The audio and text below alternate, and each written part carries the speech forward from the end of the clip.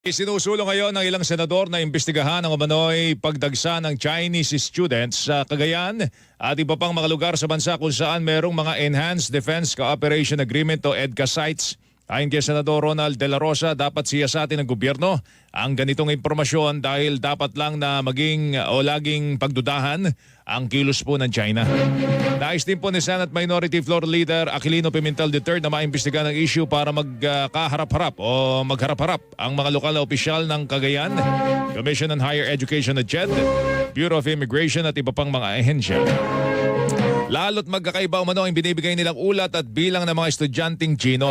Ikinakasa na rin ni Senador Risa Hontiveros ang resolusyon para magsiyasat ang Senado sa isyong yan. Sinabi naman ni Senador Francis Tolentino ng kanya pong suportado ang panawagang imbestigahan ng Senado ang issue at nais po niyang ipasilip kung may iba pang lugar sa bansa na mayroong EDCA sites na dinagsa ng Chinese